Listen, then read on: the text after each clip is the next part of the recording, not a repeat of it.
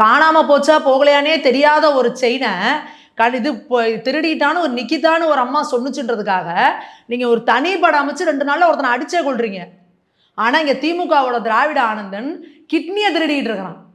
9.5 பவுன் நகை பெருசா, இங்க இந்த தமிழக மக்களோட கிட்னி பெருசா? அவனை உங்களால பிடிக்க துப்பு இல்லை உங்களுக்கு.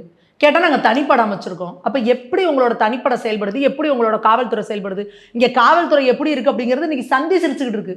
டிஎஸ்பிகள் பாருங்க, ஒரு டிஎஸ்பி ரோட்டில் நடந்து போகிறாரு, இன்னொரு டிஎஸ்பி ஒரு ப்ரைவேட் சேனலுக்கு ஃபோனில் சொல்கிறாரு, தமிழக மக்கள் எங்களை இது பண்ணிக்காதீங்க, எங்களால் ஒன்றுமே பண்ண முடியல, நாங்கள் இவங்க சொல்கிறதுக்கு மாறாக நடந்தோம் அப்படின்னா எங்கள் மேலே சார்ஜ் போடுறாங்க, எங்களுக்கு ப்ரமோஷன் கொடுக்க மாட்டேங்கிறாங்க, சேலரி ஒழுங்காக கொடுக்க மாட்டேங்கிறாங்க, எங்கேயாவது ஊருக்கு டிரான்ஸ்ஃபர் அடிக்கிறாங்க, இப்படிலாம் எங்களை டார்ச்சர் பண்ணுறாங்க அப்படின்னு காவல்துறை அதிகாரிகள், உயர் அதிகாரிகள் கதற நிலைமையில இருக்கு இன்னைக்கு திமுக.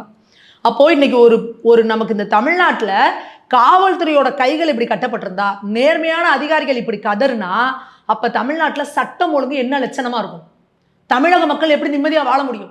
பெண்கள் எப்படி பத்திரமா வெளியில போயிட முடியும்? நீங்க நல்லாட்சி கொடுக்க வேணாம், நிர்வாகம் பண்ண தெரிய வேணாம், ஒரு கர்மமும் வேணாம், அட்லீஸ்ட் மக்களை அவங்கவுங்க பொழப்ப பார்க்கறதுக்காக விடலாம்ல, அதையும் பார்க்க விடாம இப்படி எல்லா வகையிலையும் நீங்க டார்ச்சர் பண்ணிக்கிட்டே இருந்தா எப்படிதான் மக்கள் உயிர் வாழ்ற தமிழ்நாட்டில் அப்படிங்கிறது தெரியல.